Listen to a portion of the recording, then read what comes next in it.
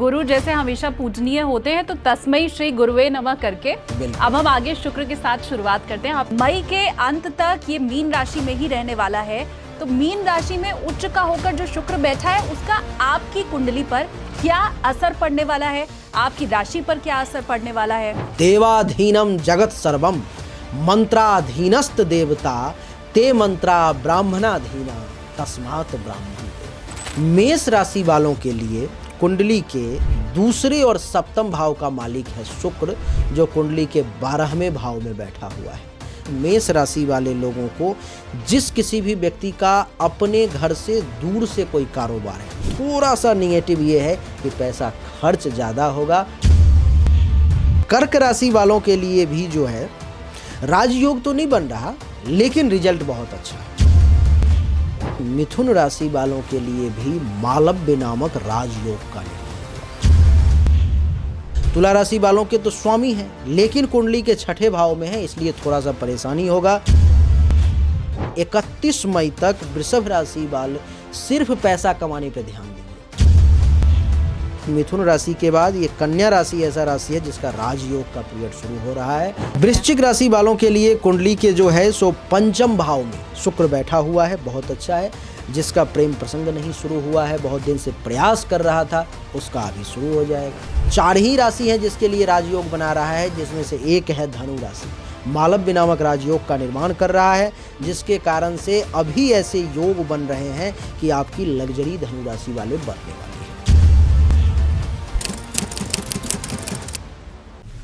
नमस्ते, प्रणाम, जय श्री कृष्ण, राधे राधे। मैं शालिनी कपूर तिवारी लेकर हाजिर हूं चिंतामणि एसकेटी पॉडकास्ट। आज हम चर्चा करने वाले हैं शुक्र की। शुक्र के ऊपर चर्चा इसलिए भी खास है क्योंकि आपके जीवन में जो सुख समृद्धि है, आपका दाम्पत्य जीवन जो अच्छा है, आपको मिडिल क्लास फैमिली से निकाल करके करोड़पति अरबपति बनाने वाला जो ग्रह है वो शुक्र ही है। कैसे सुख समृद्धि की प्राप्ति हो, इन सब की भी हम चर्चा करेंगे। आपकी कुंडली में शुक्र जिस जगह पर बैठा है उससे वो आपको फल क्या दे रहा है, बात इसकी भी होगी। लेकिन सबसे खास क्योंकि शुक्र एक लंबे समय के बाद उच्च का होकर फिलहाल मीन राशि में बैठा हुआ है। अब मई के अंत तक ये मीन राशि में ही रहने वाला है, तो मीन राशि में उच्च का होकर जो शुक्र बैठा है उसका आपकी कुंडली पर क्या असर पड़ने वाला है, आपकी राशि पर क्या असर पड़ने वाला है, इन सभी बातों के ऊपर हम चर्चा करेंगे। जो मेहमान मेरे साथ आज पॉडकास्ट में हैं वो दूसरी बार मेरे साथ हैं। इसका जो पहला पॉडकास्ट हमने उनके साथ किया था उसको भरपूर स्नेह आप लोगों ने दिया।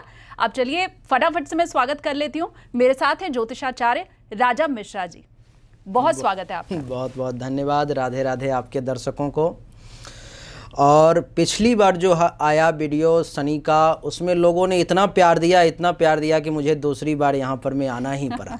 जी। और ये शनि से भी ज़्यादा अच्छा परिवर्तन है ये शुक्र का। अच्छा। शुक्र जो है मीन राशि में, यानी कि आप समझो कि कोई भी ग्रह, कितना भी, राहु भी क्यों ना हो, शनि हो, केतु हो, कोई भी पापी से पापी ग्रह है, अगर उच्च का अगर हो जाए तो उसको अच्छा फल देने के लिए बाध्य होना पड़ता है। और ये तो शुक्र है। आपने बताया जैसे कि एक मिडिल क्लास व्यक्ति को अगर करोड़पति बनना है तो शुक्र का अच्छा होना बहुत ज़रूरी है। जीवन में अगर सुख सुविधा चाहिए तो शुक्र का बढ़िया होना बहुत ज़रूरी है। तो आज हम लोग शुक्र पर में चर्चा करने वाले हैं और शुक्र के बहुत शुरुआती दौर से चर्चा करेंगे। शुक्र के बारे में बताऊँगा, उनके जन्म की कथा, क्यों वो शुक्राचार्य दैत्य गुरु बन गए, एक गरीब ब्राह्मण जो तपस्या करने वाला वो देवताओं का द्रोही क्यों हो गया, कैसे शुक्राचार्य के पास में वो शक्तियां आ गई जो मृत व्यक्ति को भी जिंदा करने के क्षण मात्र में वो जिंदा कर देते थे, इतनी शक्तियां थी। तो इन सभी विषयों पर में हम लोग आज चर्चा करेंगे। लेकिन आपका वो एक पॉइंट जो मैंने अभी पकड़ा, आपने कहा कि कोई भी ग्रह अगर उच्च का हो जाए तो वो अच्छे फल देने वाला हो जाता है, विवश हो जाता है, विवश हो जाता है, उसे देना ही पड़ता है वो उच्च का। जैसे कि राहु एक ऐसा ग्रह है जिससे लगभग सब लोग डरते हैं, लगभग कि राहु का समय आ गया, राहु का पीरियड आ गया, वो तबाह कर देगा, बर्बाद कर देगा, और कर भी देता है। लेकिन जब भी राहु भी उच्च का होता है तो व्यक्ति के जीवन को बदल देता है। अचानक से अगर कोई व्यक्ति अगर 1000 रुपया वाला था, लाख रुपया वाला था और वो करोड़पति बन गया, इसका मतलब राहु का प्रभाव पड़ा है उसके ऊपर।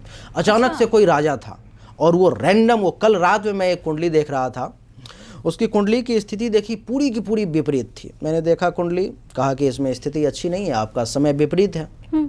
उस व्यक्ति ने कहा कि गुरुजी आप कह रहे हो समय विपरीत है, लेकिन मैं तो दिसंबर में विधायक का चुनाव जीत करके आया हूँ महाराष्ट्र में। अच्छा। मैंने कहा अच्छा। अब एक बार फिर से देखिए कि नवंबर, दिसंबर, जनवरी का पीरियड कैसा था। मैंने कहा कि 2 ही ग्रह हैं आपके कुंडली में जो अच्छे हैं, उनके कुंडली में एक मंगल और एक चंद्रमा। ये 2 ग्रह को छोड़ करके 7 के 7 ग्रह विपरीत थे, जिसमें कि राहु, केतु, शुक्र, बुध, शनि सारे ग्रह विपरीत थे। और मंगल और चंद्रमा, क्योंकि मंगल अपने घर में केंद्र में बैठा हुआ था, रोचक नामक पंचमहापुरुष राजयोग बना रहा था, जबकि उस कुंडली में मंगल एक मारक ग्रह था। तुला लग्न की कुंडली थी और तुला लग्न में मंगल एक मारक ग्रह होता है, मारक ग्रह था।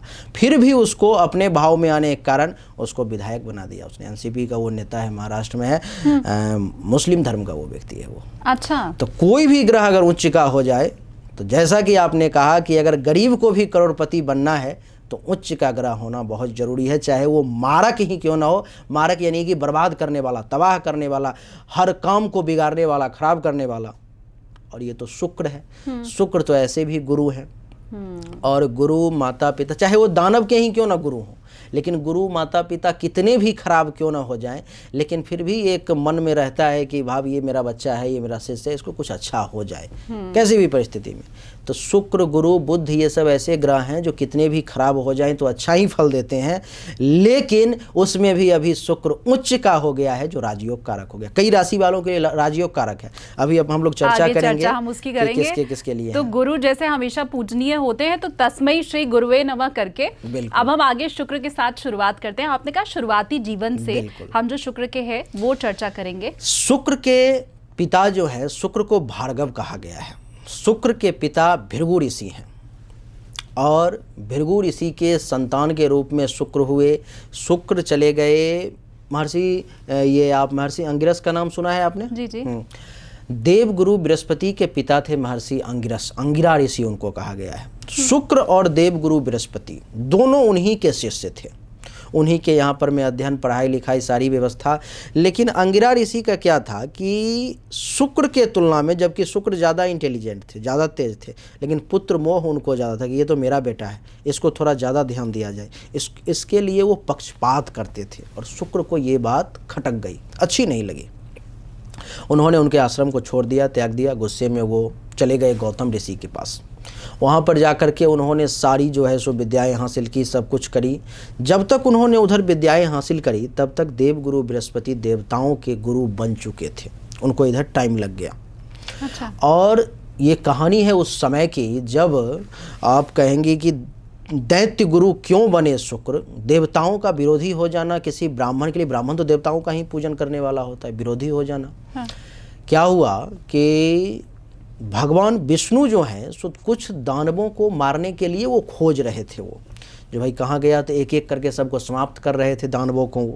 कुछ दानव महर्षि भृगु के आश्रम में जा कर के उनकी पत्नी के पीछे छुप गए।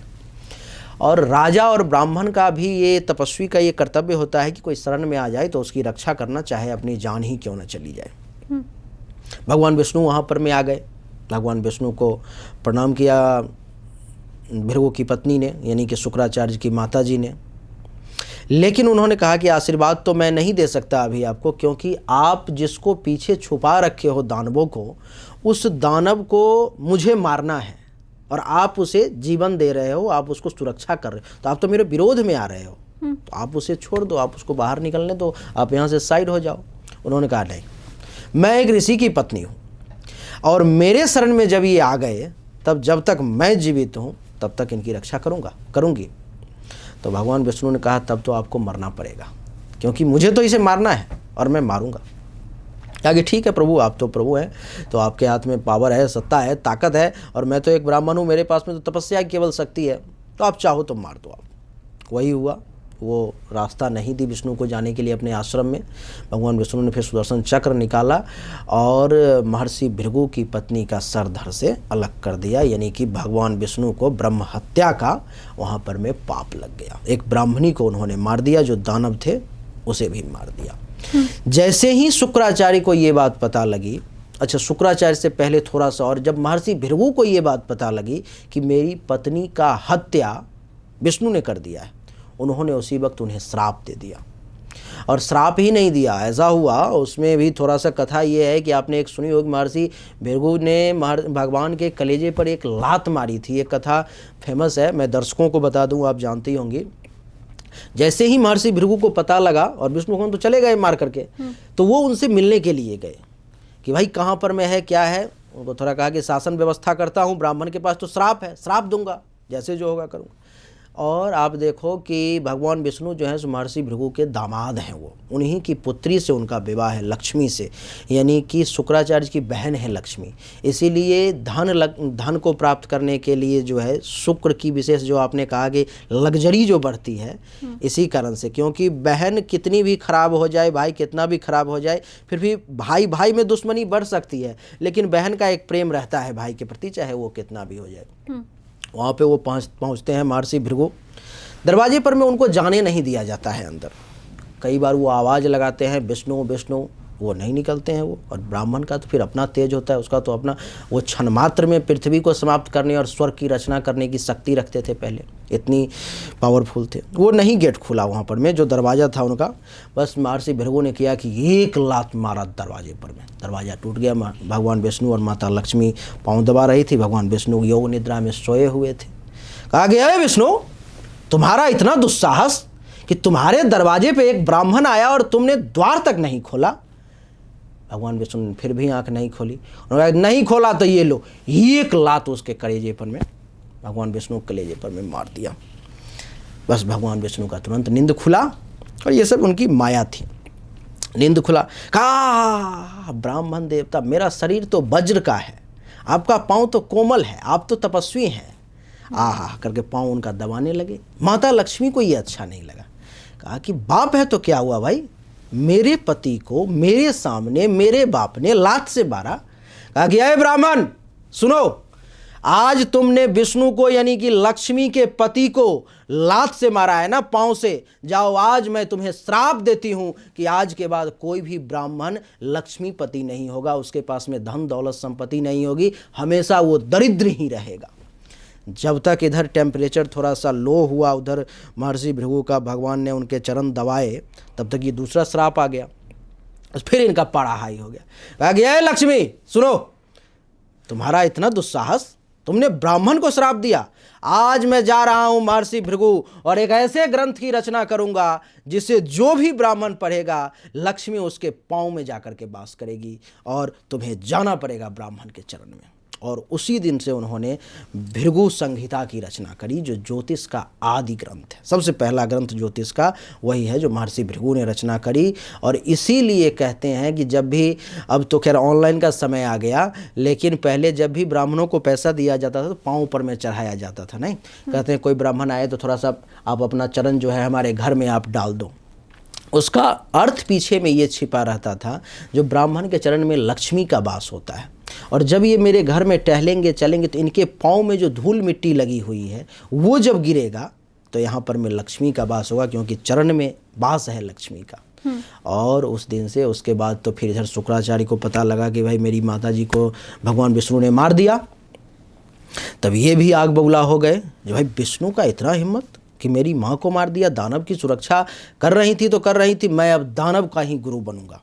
देवता के गुरु बृहस्पति बन गए तो ठीक है, लेकिन मैं दानव का गुरु बनूंगा, और दानव को देवताओं से श्रेष्ठ बनाऊंगा, उस आसन से खाली करवा करके, और वहाँ पर मैं दानव को बैठाऊंगा। और प्रस्ताव आया इनके पास में, इन्होंने तुरंत एक्सेप्ट किया कि हाँ मैं दैत्य गुरु बनूंगा, और तुम लोगों को देवताओं से ज़्यादा शक्तिशाली बना दूंगा। और वो फिर चले गए वहाँ से भगवान शंकर की तपस्या के लिए। और तपस्या पहले ऐसे ऋषि हैं वो, उसके अलावा किसी के पास ये है भी नहीं, जिनके पास में भगवान शंकर के अलावा मृत संजीवनी विद्या है। और उस विद्या के बदौलत उन्होंने क्या किया कि देव और दानव का युद्ध शुरू करवा दिया। देवताओं को वहाँ से मार मार करके हटाना शुरू कर दिया। देवता जिस दानव को मारते थे मृत संजीवनी विद्या के तहत, वो तुरंत उसे जिंदा कर देते थे। अंत में देवताओं को सिंहासन खाली करना पड़ गया, वहाँ से वो हट गए और दानवों का राज हुआ और लंबे समय तक राज चला। उसके बाद राजा बलि वगैरह से बाद में आकर के जो है सो ये भगवान विष्णु छल पूर्वक, 52 अवतार की जो कथा है आप जानते ही हैं, छल पूर्वक आकर के जब समस्त ब्रह्मांड में दानवों का राज हो गया और देवता को निकाल दिया गया, भाई तुमको जहाँ जाना है जाओ, लेकिन तुम हमारे राज्य में नहीं रह सकते, तुम सिंहासन पर नहीं रह सकते। और शुक्राचार्य का आपने देखा होगा एक आँख फूटा हुआ है, उसके पीछे कारण है, कान्हा शुक्राचार्य उनको कहा जाता है। ये राजा बलि का तो नाम सुना होगा। राजा बलि सबसे बड़े दानी के तौर पर में जाने जाते हैं। भगवान विष्णु ने क्या किया, कहा कि भाई ऐसे तो ये अब दानवों का ही राज हजारों साल से चलता आ रहा है, देवता तो भटक रहे हैं, अब देवता जब तक आएंगे नहीं तब तक सत्ता कैसे बैठेगी देवताओं की, देवता तो ऐसे में समाप्त हो जाएंगे। और तब तक अमृत मंथन वगैरह कुछ नहीं हुआ था, तब तक देवता के पास भी मरने वाला वो था कि ये भी मर सकते हैं और मरते थे। भगवान विष्णु ने क्या किया, कहा कि 52 अवतार बनाता हूँ और जाता हूँ राजा बलि के द्वार पर में और उससे भिक्षा मांगूंगा, और भिक्षा में जब वो देगा तब फिर तो उसका कहानी कुछ इस प्रकार से है कि वो आते हैं यहाँ पर में राजा बलि यज्ञ कर रहे होते हैं। ये छोटे से मतलब कि 52 का मतलब है, एक तो 52 का मतलब ब्राह्मण भी होता है और एक 52 का मतलब कि बौना छोटा, 52 अंगुली का, 52 ये अंगूठे का होता है उसका साइज। तो इतने छोटे से थे। वो आए यहाँ पर में तो राजा बलि ने कहा कि जो बताइए ब्राह्मण देवता, ये श्लोक वगैरह स्तुति वगैरह संस्कृत में करने लगे। भगवान ही थे, सारे विद्या के ज्ञाता। तो उन्होंने कहा कि बताइए ब्राह्मण देवता मैं आपको क्या दान कर सकता हूँ। तो कहा कि जो मेरे पास रहने के लिए घर नहीं है तो मुझे कुछ भूमि चाहिए। कहा नहीं भूमि की क्या, कहा कि इनके लिए राज दरबार का खोल दिया जाए खजाना, इनको जितना पैसा चाहिए जितना संपत्ति चाहिए इनको दे दो। कहा कि नहीं मुझे वो संपत्ति नहीं चाहिए, मुझे केवल जो है 3 पग भूमि चाहिए। बहुत सारे लोग जानते भी होंगे इस कथा को। मुझे केवल 3 पग भूमि चाहिए। तो कहा कि जो भूमि चाहिए ठीक है आप 3 पग नाप लो मैं दे दूंगा। कहा कि नहीं ऐसे नहीं, आप पहले संकल्प लो, आप शपथ लो आप, और जब आप शपथ लोगे संकल्प पूर्वक, अपन पूजा भी जब करते हैं तो संकल्प लेते हैं ना, संकल्प का बहुत महत्व है। तो आप संकल्प लो और संकल्प जब आप लोगे तब मैं मापना शुरू करूंगा कि 3 पग भूमि कितनी दूर में आती है। कहा कि ठीक है इसमें कौन सी बड़ी बात है। कमंडल लाया गया, उसमें से जल लिया गया, कहा ब्राह्मणों का मंत्र पढ़ो, इनको संकल्प करवाओ। उसी वक्त शुक्राचार्य ने समझाने की बहुत कोशिश करी बलि को, जो भाई देखो ये जो है सो विष्णु है, ये कोई ब्राह्मण नहीं है। अगर तुम इसे 3 पग भूमि दे दोगे तो तुम्हारे पास कुछ बचेगा नहीं इसके बाद। कहा कि कोई बात नहीं गुरुदेव, अगर आज राजा बलि के द्वार पर में जो समस्त पृथ्वी को, दुनिया को, सभी देवी देवता, मनुष्य, जितने भी जीव हैं इस चराचर ब्रह्मांड में, सबको देने वाले अगर हैं और वो मेरे दरवाजे पर में मांगने के लिए आए हैं तो ये तो मेरा सौभाग्य है कि मैं इन्हें कुछ दे सकूं। तो तुम्हारे पास कुछ नहीं बचेगा।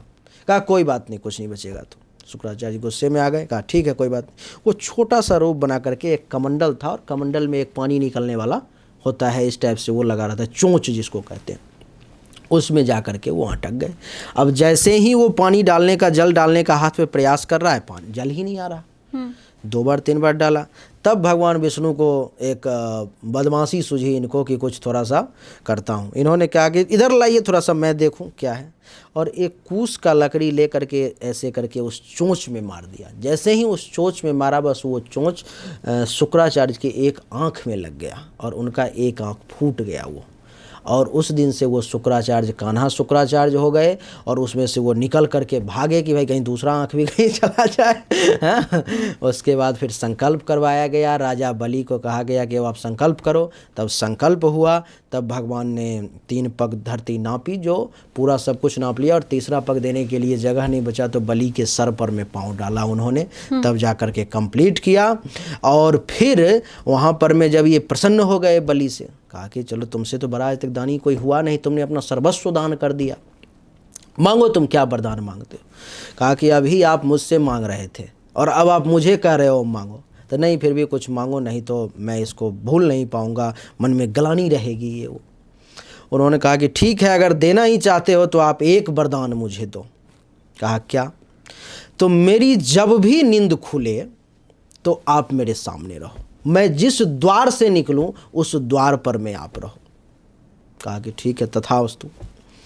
इनको दिया गया पाताल का फिर लोक दिया गया राजा बलि को, और उसमें 365 द्वार थे और भगवान विष्णु को बहुत लंबे समय तक महाराज बलि का पहरेदारी करना पड़ा। जो भाई उठेगा तो किस गेट से निकलेगा, हर गेट पर में वो विष्णु का रूप बना करके हर गेट पर में पहरेदारी कर रहे थे। तो शुक्राचार्य का कुछ इस प्रकार से उद्भव हुआ। और शुक्राचार्य खैर बृहस्पति देवगुरु बृहस्पति से ज़्यादा ज्ञानी और ज़्यादा पावरफुल थे। और शायद यही वजह है कि तमाम जो भोग विलासिता और सुख संपत्ति की चीजें हैं वो शुक्र देते हैं। मैं व्यूवर्स से ये जानना चाहती हूँ कि जो कथा अभी आपको मिश्रा जी ने सुनाई है, आप उनमें से कितनी कथा को जानते थे और कौन सी नई बात आपको आज पता चली है, वो जरूर हमें आप कमेंट सेक्शन में बताइए। क्योंकि देखिए शुक्र का प्रभाव क्या रहता है ये तो बताने वाले आपको बहुत से मिले होंगे, लेकिन जो उनका मौजूदा स्वरूप है, चाहे उनकी एक आंख नहीं है अगर शुक्राचार्य की, तो उसके पीछे की वजह क्या है, कैसे वो दानवों के गुरु बने, ये सारी बातें भी जानना शुक्र के प्रभाव के साथ साथ उतना ही ज़रूरी था। तो वो कौन सी कहानी है जो आपको पहले से पता थी और कौन सी नई बातें आपको आज पता चली है, वो हमें कॉमेंट सेक्शन में आप ज़रूर बताइए। अब मुझे आप ये बताइए कि वो कौन कौन सी चीज़ें हैं जो शुक्र के ज़रिए लोगों को मिलती है और खासकर शुभ कब होता है शुक्र? शुक्र के कंट्रोल में जितनी भी लग्जरी है सब कुछ है। उसके अलावा सिंगिंग है, डांसिंग है, कला है, चित्रकारी है। इसके अलावा आप ये समझ लो कि महिलाओं के अगर किसी को अगर प्रेम संबंध में सफलता चाहिए तो उसका शुक्र होना बहुत अच्छा है। सेक्सुअल रिलेशन के लिए भी शुक्र का अच्छा होना बहुत ज़रूरी है, नहीं तो बहुत सारे पुरुष नपुंसक हो जाते हैं, उसमें शुक्र का बहुत बड़ा हाथ होता है। तो शुक्र जो थे, शुक्र में शुरू से ही ब्राह्मण थे, लेकिन महिलाओं वाला कुछ गुण उनमें शुरू से ही था, इसीलिए इनको नवग्रह में भी स्थान दिया गया। तो महिलाओं का विवाह का हो, उसमें शुक्र की बहुत प्रधानता रहती है कि अगर किसी लड़की का विवाह नहीं हो रहा है तो उसमें देखना पड़ता है कि भाई इसकी कुंडली में शुक्र की क्या स्थिति है। पुरुष के लिए भी देखना पड़ता है कि भाई शुक्र कहाँ है, क्योंकि ये जो काल पुरुष की कुंडली है उसमें सप्तम भाव जो है वो शुक्र का ही भाव है। यानी कि जो काल है उससे सातवां यानी कि उसके जीवन साथी का जो भाव है वो काल ही है। काल पुरुष के कुंडली में दूसरा जो भाव धन धान्य संपत्ति रुपया पैसा परिवार वाणी इत्यादि का जो भाव है वो सब शुक्र का ही है। काल पुरुष के कुंडली में सातवां यानी कि आपका दैनिक रोजगार, व्यवसाय, आपके प्राइवेट पार्ट्स और जीवन साथी, सेक्सुअल लाइफ, वैवाहिक जीवन, ये सब कैसा रहेगा, ये सब शुक्र के कंट्रोल में है। तो अब हम लोग एक एक करके चर्चा करेंगे और बहुत लंबे समय के बाद शुक्र उच्च के हुए हैं और 31 मई 2025 तक मैं जितनी भी बातें कहने जा रहा हूँ ये तब तक लागू रहेगी। 31 मई के बाद फिर शुक्र का राशि परिवर्तन हो जाएगा, तब ये जो फल मैं बताऊंगा वो लागू तब नहीं होगी। तो मतलब अभी जितने लोग इस पॉडकास्ट को देख रहे हैं वो समझ लें कि राजा मिश्रा जी आपको जो बताने वाले हैं वो सब आपके जीवन में घटित होना शुरू हो चुका है, क्योंकि शुक्र उच्च का अभी हो चुका है। जब आप सुन रहे हैं इस पॉडकास्ट को तब मीन राशि में प्रवेश उसका हो चुका है और वो उच्च का भी है। क्या मैं इसी के साथ व्यूअर्स को ये भी कह दूं कि वो लोग जिनका ब्रेकअप बड़ा जल्दी होता है, वो लोग जो शायद जिनके जीवन साथी से उनकी पट नहीं रही है या शादी नहीं हो रही है, वो खास करके ध्यान से सुनना शुरू कर दें। रिलेशनशिप कोई से प्रेमी मिल नहीं रहा है, अच्छा कोई डबल नहीं हो रहे हैं, सिंगल है, उन सब के लिए, अच्छा ये उन सब के लिए ये अच्छा रहेगा। अभी मैं बताऊंगा क्या कैसा रहेगा। लेकिन आप कह रही थी कि किस लग्न बार, क्योंकि लोग खुद ज्योतिषी बनना चाह रहे हैं, लोग खुद निकालते हैं कुंडली, अच्छा शुक्र का कहाँ बैठा हुआ है तो क्या फल होगा और कहाँ अच्छा है कहाँ बुरा है। तो ये लोग, तो ये थोड़ा सा 5 मिनट हम लोग इस पे चर्चा कर लेते हैं, फिर राशि फल के बारे में बात कर लेंगे। ठीक है, तो अपनी अपनी कुंडली आप लोग भी खोल के बैठ जाइए, शुक्र की क्या स्थिति उसमें है वो अभी आपको मिश्रा जी बताने वाले हैं। बिल्कुल। जैसे कि किसी भी व्यक्ति का कुंडली मेष लग्न का है, मेष लग्न के कुंडली में शुक्र जो है, मेरे सामने हाथ में कुंडली है, मैंने सभी लग्न की कुंडली बना रखी है। तो मेष लग्न की जिसकी कुंडली है उसके कुंडली में शुक्र एक मारक ग्रह होता है, अच्छा नहीं होता, बुरा होता है। लेकिन कुछ कंडीशन है जहां पर में शुक्र को अच्छा रिजल्ट देने के लिए बाध्य होना पड़ता है।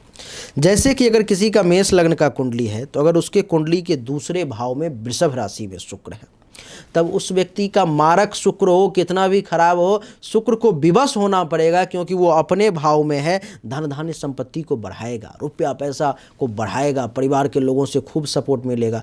रात में ही मैं बात कर रहा था एक महिला से, उसके दूसरे भाव में ही शुक्र था और शुक्र बहुत पावरफुल, उसका वाणी इतना मीठा हो जाएगा जिसके भी दूसरे भाव में शुक्र हो कि कोई अगर सुन ले तो उसका मधुर आवाज़ से वो मतलब उसके दिल में समा जाएगी आवाज़, इस प्रकार की आवाज़, बहुत मीठा आवाज़। तो जिसके भी कुंडली में वृषभ राशि में शुक्र है वो वाणी के माध्यम से किसी को भी प्रभावित कर सकता है। कुछ लोग ऐसे होते हैं जिससे आप मिलते नहीं हो, लेकिन केवल कॉल पर में बात कर लो तो उसी से आप उसके तरफ आकर्षित हो जाते हो, प्रभावित हो जाते हो।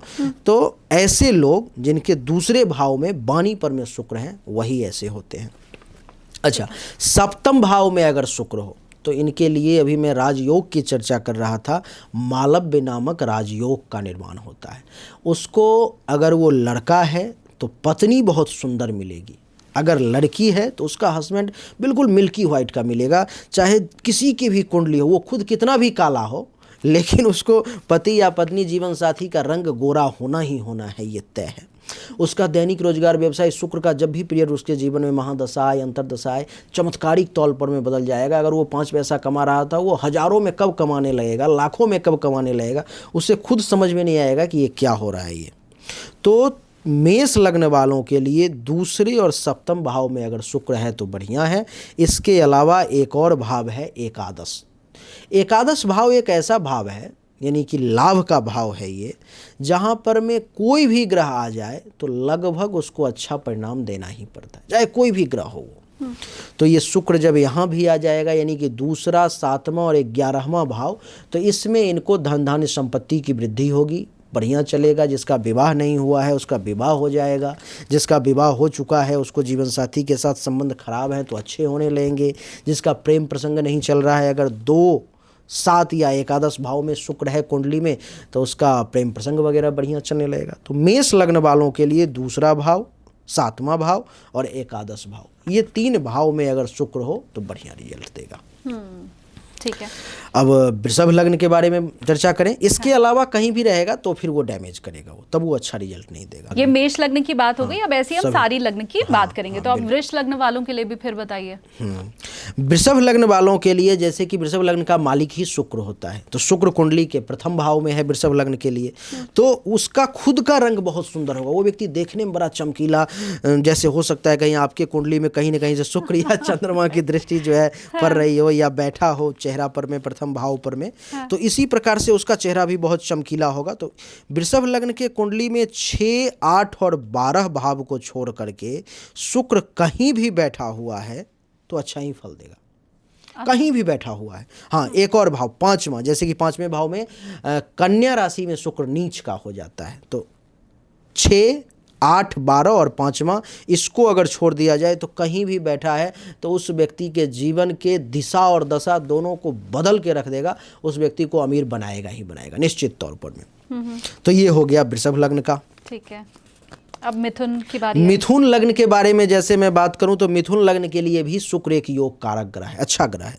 मिथुन लग्न के कुंडली में, जैसे कि कुंडली के आप देख लो कि चौथे भाव में, छठे भाव में, अष्टम भाव में, अगर इन 3 भाव में अगर शुक्र है तब बुरा है, नहीं तो आपके लिए शुक्र हर मामले में अच्छा है। कहीं भी बैठा हुआ है तो आपको चमत्कारिक रिजल्ट देगा ही देगा। मैं बहुत ज़्यादा एक्सप्लेन नहीं कर रहा हूँ क्योंकि बहुत लंबा हो जाएगा तो आपको भी मज़ा नहीं आएगा सुनने में, केवल जानकारी, ये बेसिक इन्फॉर्मेशन मैं आपको दे रहा हूँ। हाँ, ठीक है। अब जैसे कर्क लग्न के बारे में, कर्क लग्न के कुंडली में शुक्र चौथे और एकादश भाव का मालिक है, यानी कि सुख का, जमीन मकान गाड़ी बंगला, इच्छा पूर्ति, उपलब्धि की प्राप्ति, आमदनी, इन सब का मालिक है। तो इस भाव में भी जो है, जैसे कि तीसरे, छठे, 8वें और 12वें भाव में शुक्र रहेगा तो बुरा रिजल्ट देगा, बाकी के 8 भाव में अच्छा ही रिजल्ट देगा, यानी कि लग्जरी को बढ़ा के रख देगा सोच से ज़्यादा।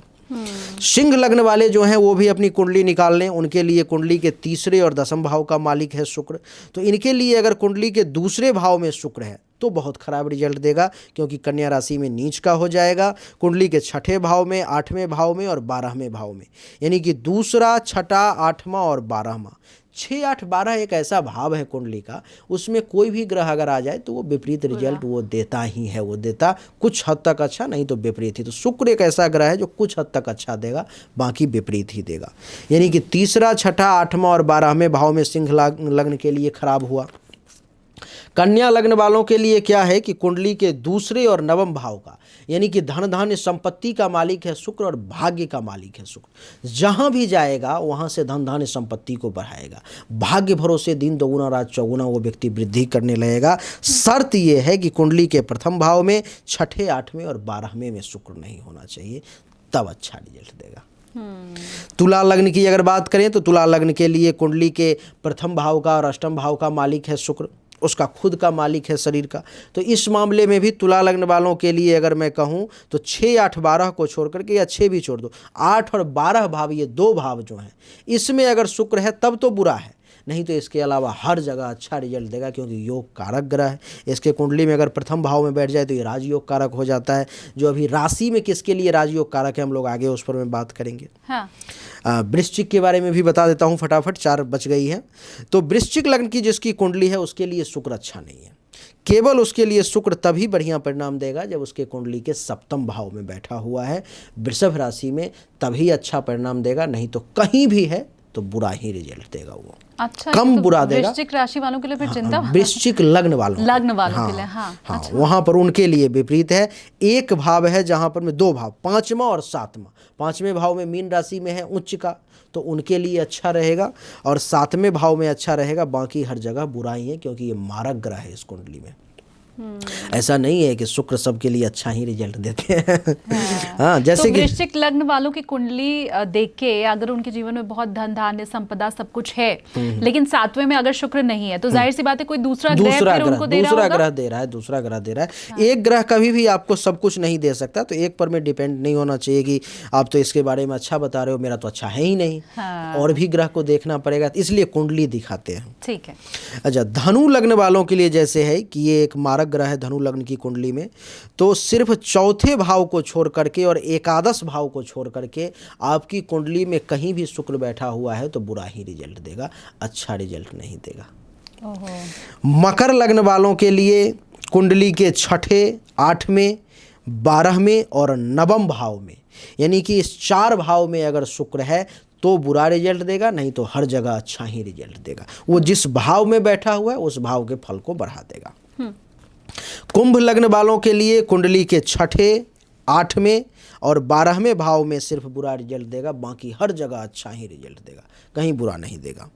मीन लग्न वालों के लिए केवल लग्न में अच्छा रिजल्ट देगा, प्रथम भाव में, बाकी हर जगह बुरा ही रिजल्ट देगा। तो इसमें आपको जब कुंडली देखें तो इस बात का ध्यान रखें। वैसे कुंडली का एनालिसिस सिर्फ एक ग्रह पे होता नहीं है, बाकी सभी ग्रहों पर विचार करना चाहिए। कौन कौन सी ग्रह की दृष्टि है, महादशा है, अंतरदशा है, क्या कैसे है, उन सब पर विचार करके फिर फाइनल डिसीजन दिया जाता है। लेकिन एक मुझे लगता है एक सामान्य समझ के जानकारी लिए कि आपकी कुंडली में शुक्र कहाँ, जिनको थोड़ा सा भी अगर ज्योतिष का अगर नॉलेज होगा, हल्का भी, तो अभी मैंने जो बताया है उसमें शुक्र का फिर उनको किसी ज्योतिष से पूछने की जरूरत नहीं पड़ेगी, जो कहाँ अच्छा है कहाँ बुरा है वो सिर्फ समझ गए। अब देखना है कि शुक्र का पीरियड कब कब आया, आप मिला के देख लें कि आपका अच्छा हुआ या बुरा हुआ। और ये जो बात आपको अभी कही है राजा मिश्रा जी ने, तो मैं तो कहूंगी कि आप इसको अपनी प्लेलिस्ट में कहीं सेव करके रख लो इस पॉडकास्ट को, ताकि वो खो ना जाए। जैसा उन्होंने कहा कि अगर आपने ये 12 भाव में शुक्र की स्थिति को अगर याद कर लिया कि लग्न ये है तो यहाँ शुक्र शुभ फलदायी है, तो उसके बाद आपको किसी ज्योतिषी की जरूरत ही नहीं पड़ेगी, शुक्र की उसमें तो नहीं है। और ऐसे ही आगे फिर ज्ञान भरी टिप्स हम लेते रहेंगे कि बाकी ग्रहों का कहाँ कहाँ पोजीशन अच्छी बिल्कुल है, आगे हम लोग और चर्चा करेंगे और चर्चा करेंगे। ठीक है। अब इसी के साथ मुझे एक चीज आप और बताएं, फिर हम राशिफल की ओर आगे बढ़ते हैं कि शुक्र की दशा, महादशा, अंतरदशा क्या है और उसमें लोगों को क्या रिजल्ट मिलता है। अभी जो मैंने रिजल्ट आपको बताए, शुक्र की ही नहीं, किसी भी ग्रह की महादशा, अंतरदशा, प्रत्यंतर दशा, सूक्ष्म अंतरदशा, प्राण दशा, 4 स्टेप तक जाते हैं। प्राण दशा यानी कि आज के डेट में क्या होने वाला है वो निकलता है उसमें, और लोग निकालते हैं। शुक्र किस भाव में बैठा हुआ है, किस राशि में बैठा हुआ है, किस लग्न की कुंडली है, उस पर में वो डिपेंड करेगा जो वो क्या फल देगा। जो फल मैंने अभी अच्छा बताया है जिसके लिए, उसके कुंडली में अगर महादशा अंतर्दशा आई है तब तो अच्छा फल देगा, लेकिन जिसके लिए बुरा बताया है उसके कुंडली में जब महादशा अंतर्दशा, शुक्र के महादशा अंतर्दशा में भी लोग बर्बाद हुए हैं। ऐसा थोड़ी है कि शुक्र सिर्फ अच्छा ही परिणाम देता है, लेकिन हाँ बाकी ग्रहों के मुकाबले शुक्र गुरु बुध कम बुरा रिजल्ट देता है। ये इतना क्रूर नहीं है ये जो आपको तबाह कर दे, खत्म कर दे, आपको जीने लायक ना छोड़े, इतना नहीं है। आपको तबाह करेगा, बर्बाद करेगा, लेकिन एक तरफ से रहम भी करेगा, क्योंकि ये गुरु है। ये नहीं, ये दैत्य का ही गुरु है, लेकिन गुरु है। ये ब्राह्मण है ना, ब्राह्मण तो हमेशा दयालु होता है, तो वो तो अच्छा रिजल्ट देगा। जैसे महादशा अंतर्दशा में अगर एक सामान्य तौर पर मैं अगर बात करें तो लोगों को जमीन, मकान, गाड़ी, अचल संपत्ति, इन सब की प्राप्ति होती है। धन धान्य संपत्ति में वृद्धि होती है। जिसका शादी विवाह नहीं हुआ है, शादी विवाह होते हैं। इन सब मामले में बढ़िया रिजल्ट देता है शुक्र। और मैं ये भी चाहती हूँ कि आपको आपकी जो लग्न है उसके हिसाब से शुक्र की स्थिति अभी आपको जो गुरुजी ने बताई है, अगर वो आपको प्राप्त हो रही है तो वो भी आप हमें कमेंट करके बताओ कि जी हाँ हमारी तो वृश्चिक लग्न है। नहीं, जो कह दिया वो तो ब्रह्म लकीर हो गया। उसमें तो कोई भी एक व्यक्ति ये नहीं कह सकता कि ये नहीं हो रही है, क्योंकि ये लग्न कुंडली का फलादेश है। और जो मुख से लग्न कुंडली आज तक जितने भी लगभग 2-3 लाख लोगों की कुंडली मैंने देखी है बहुत कम समय में, 10-5 हज़ार कुंडली देखने में लोगों की ज़िंदगी निकल जाती है, शायद उतना भी नहीं देख पाते। 2-3 लाख कुंडली देखी है मैंने। और अब तो ये एक्सपीरियंस है कि जो मुख से शब्द निकल गया वही ब्रह्म लकीर हो गया। और इसमें जिसको मैंने जो बोल दिया है कि ये अच्छा या बुरा, वो अपनी कुंडली निकाल ले और मिला करके देख ले, और फिर वो कमेंट में बताए कि ये सही है, यानी वो 100% एक्यूरेट होगा। 90-99 नहीं, 100 होगा वो। चलिए ठीक है, तो हम एक्सपेक्ट कर रहे हैं कि हमारे जो व्यूवर्स हैं वो हमें कमेंट में बताएंगे।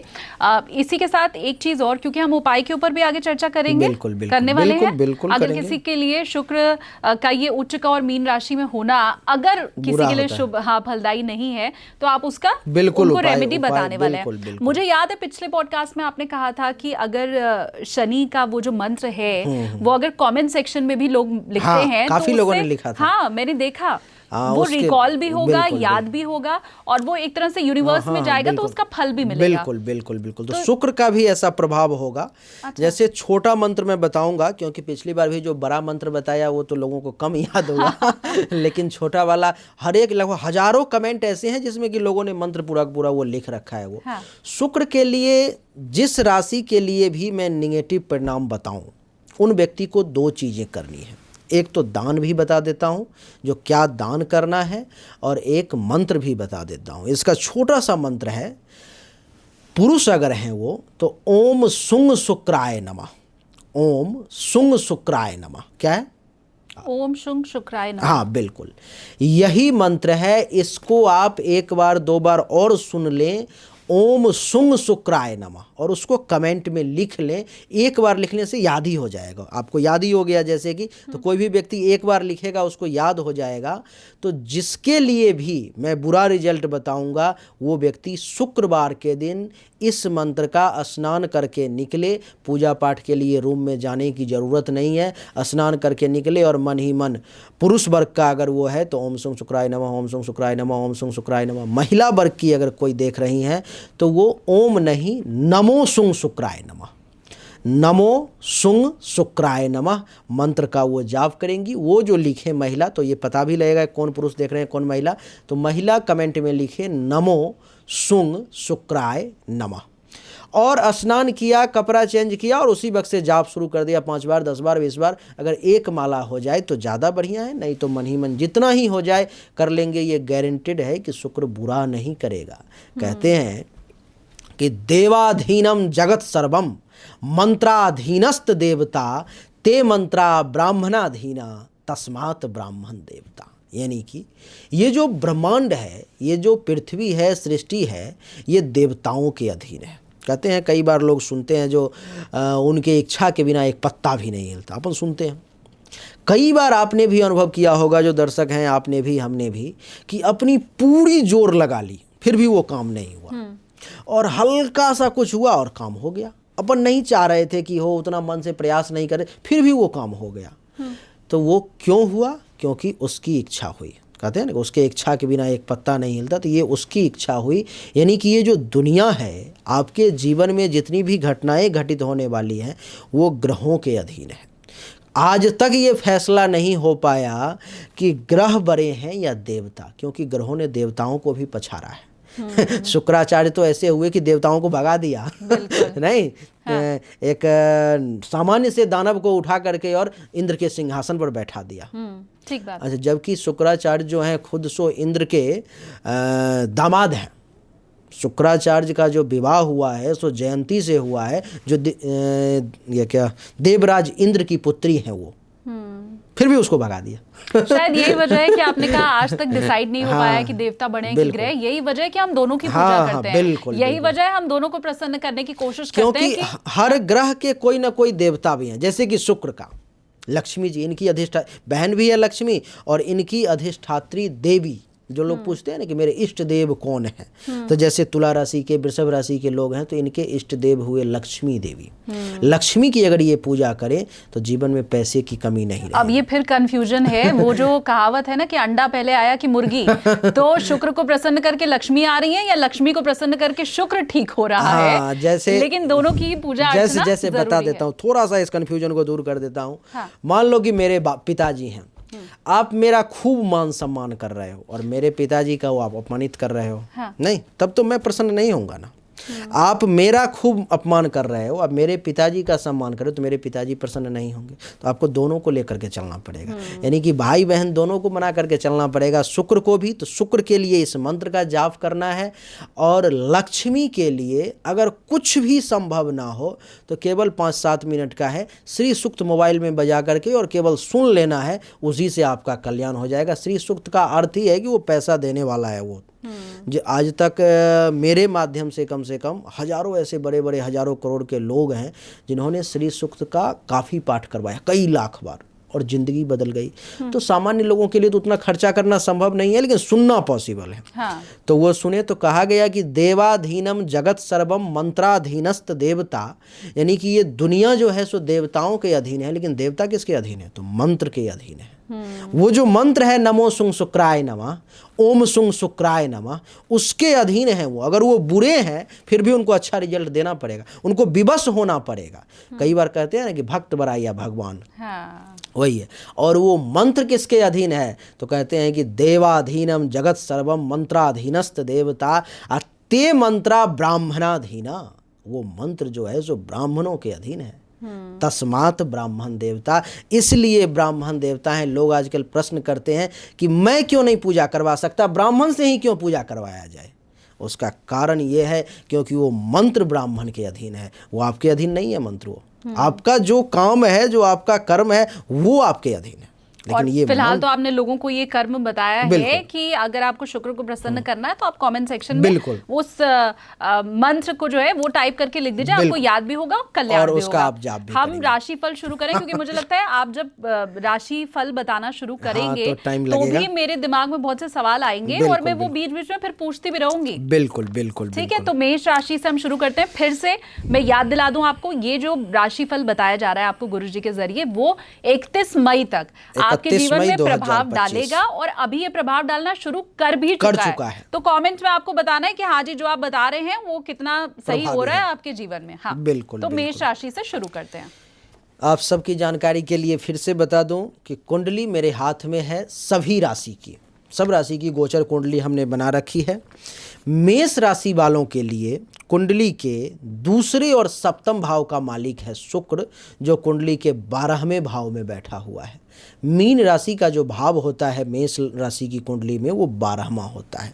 इस समय में अभी से लेकर के 31 मई तक मेष राशि वाले लोगों को जिस किसी भी व्यक्ति का अपने घर से दूर से कोई कारोबार है, जैसे मेरा घर दिल्ली है, मेरा कारोबार मान लो कि जो उत्तर प्रदेश से, गुजरात से, राजस्थान से, कहीं भी दूसरे जगह से अगर है, तो मुझे ज़्यादा लाभ मिलेगी। इस समय में हमारे अंदर, यानी कि मेष राशि वालों के अंदर आध्यात्मिकता काफ़ी बढ़ जाएगी, ईश्वर की उपासना ज़्यादा करने लगेंगे, भोग विलास में खर्च ज़्यादा करेंगे, लग्जरी ज़्यादा एंजॉय करेंगे। इस समय में मेष राशि वाले ये प्रयास करेंगे कि अच्छा ये एसी लगा हुआ है, ये काम नहीं कर रहा है, ये हिटाची का लगा हुआ है, अब एलजी का लाओ, अब उसका लाओ, अब उसका लाओ, दूसरे कंपनी का महंगा से महंगा, यानी कि लग्जरी को बढ़ा देंगे। ये गाड़ी है, ये बाइक है, बाइक पर मज़ा नहीं आ रहा, अब ये स्प्लेंडर था, अब बुलेट लाओ, अब यानी कि उनके मन में खर्च करने की भावना जो है इस समय में ज़्यादा बढ़ जाएगी। भोग विलास खूब करेंगे, और सबसे बड़ी बात कि उन्हें उसकी प्राप्ति होगी, पैसा मिलेगा तब तो करेंगे ना, तो पैसा मिलेगा उन्हें खर्च करने के लिए। सबसे शुभ बात ये है। थोड़ा सा निगेटिव ये है कि पैसा खर्च ज़्यादा होगा, पैसा बचा पाने में सक्षम नहीं होंगे मेष राशि वाले। अच्छा, तो वो जो मंत्र बताया है ओम सुंग शुक्राय नमः, उस मंत्र को आप जरूर लिखें और उसका जाप भी जरूर करें। दान नहीं बताया, दान छूट गया, मैं दान पर चर्चा कर रहा था। जिसके लिए भी बुरा बताऊंगा, वो लोग शुक्रवार के दिन अगर संभव हो पाए तो थोड़ा सा चावल ले लिया, उसको कहीं पर में छींट दिया जहाँ कबूतर वगैरह बैठते हैं, वो खा लें। या शुक्रवार के दिन कोई सफ़ेद कपड़ा है, उसको किसी गरीब को दान कर दिया, चाहे वो रुमाल ही एक क्यों ना हो, तो ये आपके लिए बहुत अच्छा रहेगा। दूध है, सफ़ेद कलर की जितनी पानी है, सफ़ेद कलर की जितनी भी चीज़ें दुनिया में है, उस पर शुक्र चंद्रमा दोनों का अधिकार है। तो आप सफ़ेद कलर की कुछ भी चीज़ अगर किसी को देते हो तो आपका भला होगा, कल्याण होगा, जिसका भी मैं निगेटिव बताऊंगा। रंग आपको पता चल ही गया है, तो अपनी सामर्थ्य अनुसार कुछ भी। यथाशक्ति तथा भक्ति वाली जो बिल्कुल, बात है वो बिल्कुल, आप बिल्कुल, दान कर सकते हैं और कल्याण होगा फिर आपका। बिल्कुल। अब वृष राशि वाले, वृषभ राशि का तो स्वामी ही शुक्र है। वृषभ राशि का स्वामी शुक्र, और जिसका मालिक ही शुक्र है और वो उच्च का हो गया है, तो उससे वृषभ राशि से बढ़िया किसी का नहीं रहने वाला है। अच्छा, लॉटरी उन्हीं की लगने वाली है। हाँ। जैसे वृषभ राशि वालों का आप देखो कि एकादश भाव में शुक्र है, तो अभी से ये पीरियड शुरू हो चुका है। 31 मई तक वृषभ राशि वाले सिर्फ पैसा कमाने पे ध्यान देंगे कि भाई पैसा यहाँ से भी आए, पैसा यहाँ से भी आए, पैसा वहाँ, कई सोर्स से उनके पास पैसा आए, उनके लिए वो प्रयासरत रहेंगे। वो यानी कि आमदनी में वृद्धि होने वाली है। उपलब्धि की बड़ी बड़ी प्राप्ति, अभी समय ये लंबा नहीं है, बहुत कम पीरियड है, 2-3 महीने के अंदर में ये घटनाएं होंगी। और आप जिस उपलब्धि के लिए वृषभ राशि वाले प्रयास कर रहे थे, जो अटक जा रहा था, नहीं हो रहा था, आप इस समय में प्रयास करें, वो मिलेगा आपको। क्या बात है। जो भी इच्छाएं थी पूरी नहीं हो रही थी, दब गई थी, मन तो था कि आज जो है सो, जैसे पहले आपका छोटा छोटा इच्छा पूरा नहीं हो रहा था, आज मन था कि पनीर का सब्जी खाओ, आप आलू का खा रहे हो, नहीं आपकी पूरा नहीं हो रही थी। हाँ। अब जो है सो मन होगा जो भाई ये नहीं खाना है, दूसरे को भी खिलाना है और ये चीज़ लानी भी है, वो भी इच्छा पूरी होगी। यानी कि जितनी भी इच्छाएं इस समय में वृषभ राशि वाले कर सकते हैं, जितना अच्छा सोच सकते हैं, जो ये भी चाहिए, ये भी चाहिए, वो भी चाहिए, शुक्र देने के लिए विवश है, देना पड़ेगा उसे। इसलिए आप सोचना शुरू करें और प्रयास करना शुरू करें, वृषभ राशि वालों को जरूर मिलेगा। वो कहते हैं ना, मौका बार बार दस्तक नहीं देता है दरवाजे पे, लेकिन जब देता है तो उसको ग्रैब करने आना चाहिए। बिल्कुल। तो बस ये वही वाला पीरियड है, मौका दरवाजे पे पता आकर लग खड़ा चुका है आपको। हाँ, बस ले लो और कमेंट में फिर बताओ भी कि हाँ भाई हमारा तो सब भला ही भला हो रहा है। बिल्कुल, अच्छा बिल्कुल, हो रहा है। बिल्कुल, अब बिल्कुल। मिथुन राशि वाले, अब मिथुन राशि के लिए भी शुक्र बहुत अच्छा है। जिस किसी कुंडली के 10वें भाव में शुक्र बैठा हुआ है, मैं भाव भी बताता जाता हूं ताकि आपको समझने में, जो क्योंकि आपके वीडियो ज्योतिष वर्ग के लोग भी बहुत देखते हैं, तो वो लोग इस पर में अगर देखना चाहें तो वो कर सकते हैं अपना। 10वें भाव में शुक्र उच्च का हो गया, यहाँ पर में केंद्र में मिथुन राशि वालों के लिए भी मालव्य नामक राजयोग का निर्माण हुआ। मूल रूप से शालिनी जी, राजयोग 5 प्रकार के ही होते हैं, जो पंच महापुरुष राजयोग हैं। छोटा छोटा राजयोग 100, 200, 500 बहुत प्रकार के होते हैं, लेकिन जो बड़ा वाला है, जो किसी बड़े बड़े लोगों के कुंडली में होता है, जैसे भगवान राम हैं, कृष्ण हैं, नरेंद्र मोदी जी हैं इत्यादि, और बड़े बड़े जो लोग आज तक देश दुनिया में हुए, अनिल अंबानी, मुकेश अंबानी और बहुत सारे लोग हुए, उन सब के कुंडली में जो है इस प्रकार के योग रहते हैं, कोई ना कोई एक जरूर रहता है। तो उसमें से एक योग अभी मिथुन राशि वाले के कुंडली में बन रहा है। अच्छा। और मिथुन राशि के उसका नाम है मालव्य नामक राजयोग। मिथुन राशि के जितने भी लोग हैं, अगर वो सरकार से जुड़े हुए हैं, चाहे सरकार से उनका टेंडर का काम चल रहा हो, या ये मान लो कि सरकारी नौकरी का प्रयास कर रहे हैं, या सरकार से कुछ भी लाभ लेने का प्रयास कर रहे हैं, अभी वो प्रयास करें। अगर मार्च से ये मई से 31 मई से पहले अगर कोई एग्ज़ाम होने वाला है, कोई टेंडर निकलने वाला है, कुछ भी होने वाला है, तो मिथुन राशि वालों को ज़रूर लाभ मिलेगा। कईयों की सरकारी नौकरी लग जाएगी। लेकिन इसके लिए एक चीज़ और है कि आपके भाग्य में भी सरकारी नौकरी होना चाहिए, तो उसके लिए कुंडली एनालिसिस जरूरी है। लेकिन अगर होगा तो इस समय में आप एग्जाम दे रहे हो तो नौकरी जरूर लगेगी। अगर कोई ठेकेदार है, ठेका लेना चाह रहा है, सरकार से टेंडर भर रखा है, तो उसको जरूर मिलेगा इस समय में। अगर कोई ऐसा व्यक्ति है जो चुनाव लड़ रहा है और 31 मई से पहले कहीं भी हिंदुस्तान में या दुनिया में चुनाव है और वो मिथुन राशि का है और ऊपर वाले की कृपा हुई तो वो चुनाव में भी विजय हासिल करेगा। यानी कि मुखिया, सरपंच, MP, MLA, मंत्री संत्री जो भी है, छोटे-छोटे चेयरमैन के चुनाव, कुछ भी, बहुत से तो होते हैं। वो सब वो बन सकते हो आप। क्या बात। थोड़ा सा और बता देता हूँ, एक्सप्लेन कर देता हूँ। समस्या यही है कि बोलने लगता हूं तो बहुत नहीं, उसी से ज्ञान की प्राप्ति भी होती तो है। दसम भाव में जो ये है, तो जिस किसी भी व्यक्ति का पैतृक संपत्ति का झगड़ा चल रहा था, बाप दादा की जमीन थी, मकान थी, अब वो बंटवारा नहीं हो रहा था, लड़ाई झगड़ा चल रहा है, केस मुकदमा चल रहा है, कुछ हो नहीं रहा है, इस समय में अगर प्रयास किया जाए तो मिथुन राशि वालों को वो मामला सुलझ सकता है, उसको अपनी पैतृक संपत्ति के प्राप्ति के योग बन रहे हैं। जो भी कोई मिथुन राशि का व्यक्ति पिता के साथ संबंध अच्छे नहीं थे, कई बार होता है कि भाई एक घर में दो शेर नहीं रह सकते, बाप बेटे में संपर्क अच्छा नहीं होता, टेंशन तनाव चलता रहता है, तो ऐसे लोगों का अभी पिता का बढ़िया प्रेम मिलेगा, पिता की तरफ से सपोर्ट मिलेगा, पिताजी का खूब आशीर्वाद मिलेगा, पिता से कुछ माल पानी चाहिए, पैसा वगैरह चाहिए, तो वो सब भी खूब मिलने के योग मिथुन राशि वालों के लिए क्या तो बात है। बहुत बढ़िया समय है। जिस किसी भी बुजुर्ग लोग भी देखते हैं, तो बुजुर्ग वर्ग के लोगों को जिसको भी घुटने में दर्द था, जो ठीक नहीं हो रहा था, आर्थराइटिस की बीमारी है, गठिया है और कौन कौन सी होती है, उन सब में जो दवाई काम नहीं कर रही थी, अभी वही दवाई काम करेगी और उनका ठीक होने लगेगा और बहुत हद तक वो ठीक हो जाएंगे। 31 मई तक बहुत राहत महसूस करेंगे। और भी बहुत सारी बातें हैं, लेकिन फिर आगे तो पिता से धन की प्राप्ति आपको होने वाली है, सरकार से लाभ आपको मिलने वाला है, सरकारी नौकरी आपकी लगने वाली है। मतलब मिथुन राशि वालों को चौतरफा हर लाभ तरफ अभी से होने वाला है। शुक्र का ये जो टाइम पीरियड चल रहा है, मीन राशि वाला। अच्छा, जिसका अच्छा भी पीरियड है वो भी अगर मंत्र अगर कमेंट में अगर लिखें और जाप करें तो उनका कई गुना और अच्छा हो सकता है, क्योंकि अगर कुछ बुरा भी होने वाला होगा तो उसके प्रभाव से वो टल जाएगा वो। तो ये सबके लिए सुख में दुख में सुमिरन सब करें, सुख में करे न कोई, और जो सुख में सुमिरन करे तो दुख काहे को होए। सही बात। तो अगर शुक्र अच्छा फल दे रहा है तो भी ऐसा बड़ा खुश होने की जरूरत नहीं है, उपाय आप और भी बिल्कुल करते मंत्र का रहिए। जाप करेंगे तो जो भी अलच होगा वो टल जाएगा, और मैं 10 गुना बता रहा हूं तो 100 गुना रिजल्ट मिलेगा और बढ़िया मिलेगा। हाँ, तो 3 राशि हो गई, अब चौथी राशि की ओर भी बढ़ लेते हैं, कर्क राशि। कर्क राशि वालों के लिए भी जो है राजयोग तो नहीं बन रहा, लेकिन रिजल्ट बहुत अच्छा है। जैसे त्रिकोण में कुंडली के 9वें भाव में भाग्य के घर में शुक्र उच्च के हुए हैं कर्क राशि के। अब इसका क्या परिणाम है? कहते हैं कि अल्लाह मेहरबान तो गधा पहलवान। उस दिन आप एक कहावत कह रही थी कि भाग्यवान का खेत भूत जोतता है। तो ये वाला जो मामला है अभी कर्क राशि के ऊपर में लागू होने जा रहा है।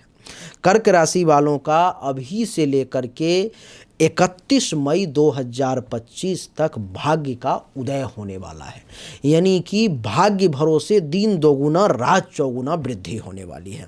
इस समय में आप देखेंगे कि जो काम आपका अटका हुआ था, लंबे समय से प्रयास कर रहे थे मगर हो नहीं पा रहा था, बहुत कोशिश कर ली फिर भी नहीं हो पाया, आप अभी इस मंत्र का जाप करें, कमेंट में लिखें, कल से जाप शुरू करें और थोड़ा सा प्रयास करें, आपका वो काम हो जाएगा। यानी कि भाग्य का पूर्ण सपोर्ट आपको मिलने वाला है भाग्य के घर में ही, यानी कि ये शनि से भी बढ़िया है ये।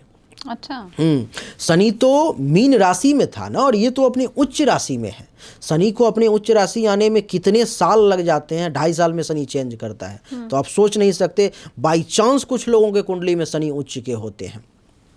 तो आपको मैं बता दूं कि भाग्य का खूब साथ कर्क राशि वालों को मिलने वाला है। एक और खुशखबरी है कि अगर किसी को साला है, किसी को साली है, तो उससे भी बढ़िया फ़ायदा मिलने वाला है। वो भी साला साली भी आपको खूब मान सम्मान देने वाले हैं, वो मानेंगे कि आप जीजा जी हैं और आपको बढ़िया जो है लाभ मिलने वाला है। यानी कि ससुराल से भी अच्छा फायदे के योग बन रहे हैं। किसी व्यक्ति, हाँ बोलिए। कर्क राशि के लिए भी मतलब ठीक हाँ, ठाक हाँ, ही कर्क है। राशि वालों के लिए ठीक ठाक अच्छा है। हाँ। अच्छा है। इतना ही नहीं, थोड़ा सा और बता देता हूँ। ऐसे लोग जो कर्क राशि के थे लेकिन धर्म कर्म में विश्वास नहीं करते थे, ईश्वर को नहीं मानते थे, इस समय में वो विवश हो जाएंगे ईश्वर को मानने के लिए। अगर ये पूजा पाठ करेंगे तो इस समय में इनको अनुभूति होगी जो वो शक्तियाँ हमारी पूजा ले रही हैं। यानी कि धर्म कर्म तीर्थ यात्रा मंगल कार्य खूब बढ़िया करने का योग बन रहा है। और कुछ तो कर्क राशि के लोग देव कर्म करेंगे, जैसे कहीं पर में पानी का टंकी लगवा दिया, कहीं पर में कुछ लगवा दिया, किसी मंदिर में दान कर दिया। यानी कि देवताओं के प्रति जो कर्म है वो कर्म करें, किसी मंदिर का पेंट करवा दिया, नहीं कुछ ना कुछ, तो उनके यश में वृद्धि होने वाली है देव कर्म करके। यानी कि देवताओं के प्रति उनका झुकाव बढ़ने वाला है। तो कर्क राशि वालों के लिए भी बड़ा कमाल का रहने वाला है। अब सिंह राशि। हाँ, अब सिंह राशि के बारे में चर्चा कर लेते हैं। सिंह राशि वालों के लिए मामला थोड़ा सा निगेटिव है।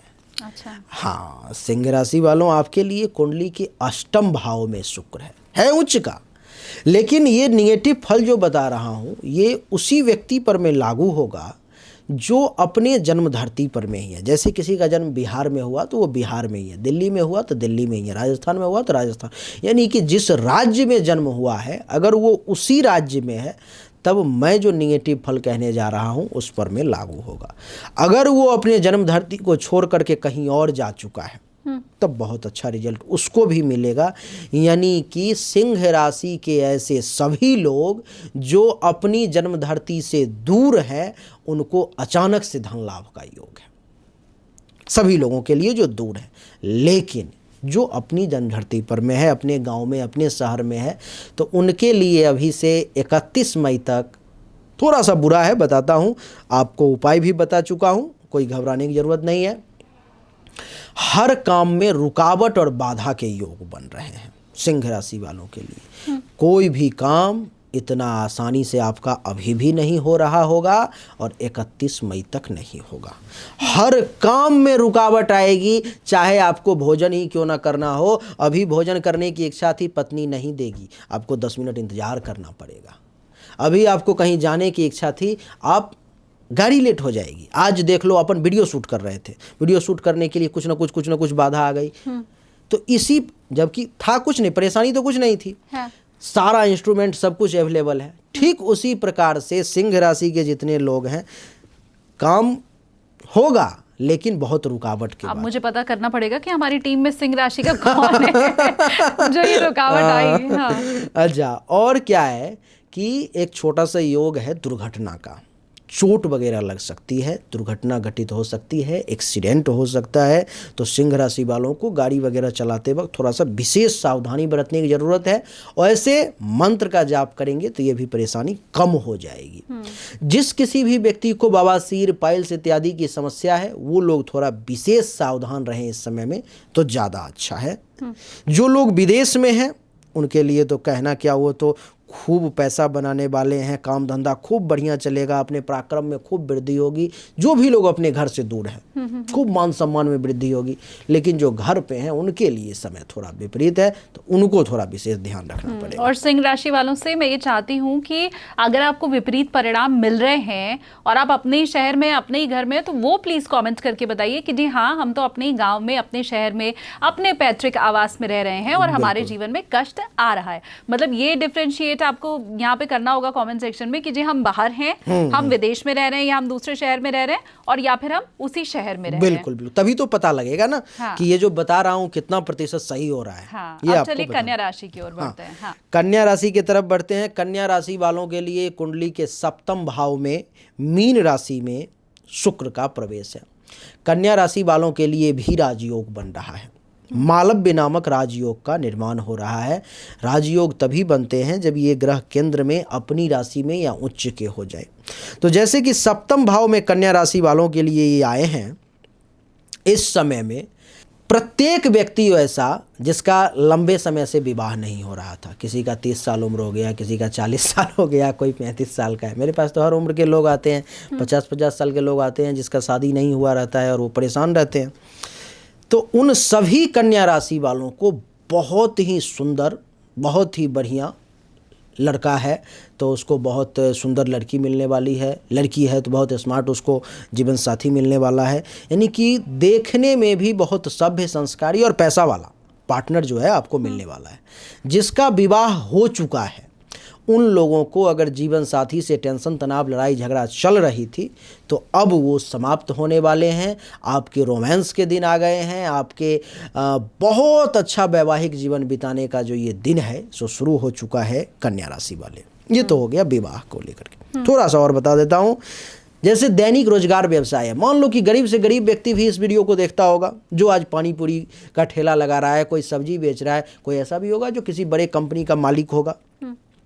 उन सभी लोगों के लिए जिनका डेली का आमदनी का सोर्स है कि भाई डेली कमाएंगे तो खाएंगे, उन सभी लोगों के आमदनी में ये शुक्र जो है चमत्कारिक तौर पर में बदलाव करेगा इस 3 महीने के अंदर में, क्योंकि शुक्र का प्रभाव शुरू हो चुका है। अगर वो 500 रुपया कमा रहा था, कोई सब्जी वाला, कोई पानी पूरी वाला, कोई ठेला वाला, कोई छोटे से छोटे व्यापारी, तो अब उसकी आमदनी इस 3 महीने के अंदर में वो देखेगा कि एक एक दिन में 2500, 3000, 5000, 10,000 की बिक्री हो रही है। इतना लाभ मिलने वाला है। किसी भी व्यक्ति को अगर सेक्सुअल परेशानी थी तो ये शुक्र उसको भी दूर करने वाला है 31 मई 2025 तक। बहुत अच्छा रिजल्ट रहने वाला है। राजयोग का पीरियड है कन्या राशि वालों के लिए, यानी कि मिथुन राशि के बाद ये कन्या राशि ऐसा राशि है जिसका राजयोग का पीरियड शुरू हो रहा है। 3 महीने के लिए अभी बचा हुआ है, तो चमत्कारिक रिजल्ट आपको लेना ही लेना है। लेकिन उसके लिए जो मेहनत है वो जाहिर सी बात है आपको ही करनी है अगर चमत्कारिक प्रभाव चाहिए, वरना ये शुक्र भी शायद आएगा और आकर चला जाएगा। नुकसान तो नहीं होगा, छोटा मोटा फायदा करके चला जाएगा। हम अगली राशि की ओर बढ़े उसके पहले मैं ये समझना चाहती हूँ आपसे कि आपने दान क्या करना है ये समझा दिया, किस मंत्र का जाप करना है ये समझा दिया, लेकिन शुक्र को अगर अच्छा करना है या उसके नेगेटिव प्रभाव को अगर ठीक करना है तो उसमें क्या रत्न भी इंपॉर्टेंट रोल प्ले करते हैं? बिल्कुल बिल्कुल। जैसे कि नेगेटिव प्रभाव को अगर कम करना है तो दान और प्लस में मंत्र का जाप करना है। लेकिन अगर किसी का शुक्र अच्छा है तो उस व्यक्ति को चाहिए कि अगर संभव है, वो व्यक्ति सक्षम है तो हीरा धारण करे। अगर हीरा धारण करने में सक्षम नहीं है तो वो व्यक्ति ओपल फायर नाम का रत्न है उसको धारण करे। अगर ओपल फायर में भी 20-25 हज़ार रुपये खर्च हो जाते हैं, वो भी सक्षम नहीं है तो वो सिर्फ ओपल धारण करे जो प्लेन है। अगर उसमें भी सक्षम नहीं है तो स्फटिक नाम का एक रत्न होता है वो धारण करे। अगर उसमें भी सक्षम नहीं है तो उजला कलर का कपड़ा पहना करे, उसी से उसका कल्याण होगा। कुछ करने की ज़रूरत नहीं पड़ेगी, सिर्फ उजला कलर का कपड़ा पहने, बहुत अच्छा रहेगा। शुक्र का प्रभाव बढ़ जाएगा क्योंकि शुक्र का रंग उजला ही है, और उजला कपड़ा आप जितना पहनोगे शुक्र उतना मजबूत होगा। हो सकता है तो आपको यहाँ पर मैं स्क्रीन पर में आपको कुछ कपड़े के लिंक भी मिल जाएं, रत्न के लिंक भी मिल जाएं, आप उसको खरीद भी सकते हो। वो आपके लिए हैं जो प्रभावी साबित होंगे, वो बहुत अच्छा रहेगा। और यही मुझे लगता है एक जो सही विद्वान होता है उसकी परिभाषा रहती है कि ज़्यादा से ज़्यादा आपसे पैसे की उगाही करना नहीं, बल्कि कैसे, क्योंकि आपने ठीक कही ये बात गुरुजी कि एक गोलगप्पा बेचने वाला भी, एक शायद रिक्शा चलाने वाला भी, हर कोई इस वीडियो को देख रहा है और सबके लिए संभव नहीं है कि वो डायमंड खरीद सके, पुखराज खरीद सके। तो ऐसी स्थिति में रेमेडी सबके लिए होती है और शुक्र सबका ही रेमेडी से अच्छा हो जाएगा। उजला रंग पहनना तो बहुत मुश्किल काम है भी नहीं। आप जो कपड़ा खरीद रहे हो उजला ही खरीद लो, या आपके पास होगा भी क्यों, किसी न किसी, हर किसी के पास 1-2 सेट उजला कपड़ा रहता ही है। तो शुक्रवार के दिन कम से कम जरूर पहन ले। बाकी दिन मान लो कि आपके पास 2 सेट नहीं है, 3 सेट नहीं है, एक ही सेट है, उसे शुक्रवार के दिन पहन लो, बहुत अच्छा रिजल्ट देगा। एक बहुत छोटा सा सवाल और मैं चाहती हूँ क्योंकि बहुत लंबा ये पीरियड हो गया ना, तो हम उसको शॉर्ट में निपटाएं कि कैसे शुक्र एक ही स्थिति में रहते हुए, वो कुंडली में उसी जगह पे, उसी अक्षांश रेखांश पे भी शायद रहते हुए एक व्यक्ति को बहुत अमीर और बहुत अच्छा भविष्य वाला बनाता है, और दूसरा कोई होता है जो गरीब रहता है। ये कैसे संभव होता है? किसी भी लग्न की कुंडली है, चाहे वो मेष, वृष, मिथुन, कर्क, सिंह, कन्या, तुला, वृश्चिक, धनु, मकर, कुंभ, मीन, किसी भी लग्न की अगर कुंडली है तो उसमें एक चीज़ को देखना बहुत ज़रूरी है कि उस पर भी किसी पापक ग्रह की दृष्टि तो नहीं है। जैसे आप देख लो, कोई ऐसा व्यक्ति होता है जिसकी पत्नी तो है लेकिन उसके अलावा उसका कई लोगों के साथ अफेयर है। ऐसा क्यों होता है? शुक्र जिसके भी कुंडली में मंगल के साथ बैठा हुआ है, शुक्र जिसके भी कुंडली में राहु से युति बना रहा है, उसके कुंडली में आप देखोगे कि उसके चरित्र भी गिरे हुए होंगे और उसके पास में धन दौलत रुपया पैसा आज है भी तो भी कल नहीं रहेगा, वो बर्बाद हो जाएगा, वो खत्म हो जाएगा। तो सबसे ज़्यादा महत्वपूर्ण है किसी पापक ग्रह की दृष्टि तो नहीं है, किसी पापक ग्रह के साथ तो शुक्र नहीं है, ये देखना बहुत ज़रूरी है। आप कभी भी जितने भी दर्शक हैं जो देख रहे हैं, अपनी अपनी कुंडली उठा करके देख लें। अगर आपके कुंडली में शुक्र के साथ मंगल की युति है, अथवा शुक्र मंगल के घर में है, मंगल शुक्र के घर में है, या शुक्र के साथ राहु केतु या शनि की युति है, उन सभी व्यक्ति का एक से अधिक लोगों से अफेयर होगा। आप खुद अपनी कुंडली देखें और अपने बारे में आप बेहतर जानते हैं। अच्छा, हाँ, तो ये बड़ी शानदार सी चीज़ है कि आप कैसे किसी की कुंडली देखकर उसका व्यक्तित्व खुद पता कर सकते हैं। उसके लिए आपको किसी एक्सपर्ट की ज़रूरत नहीं है। ये बहुत शॉर्ट में आपने बता दिया।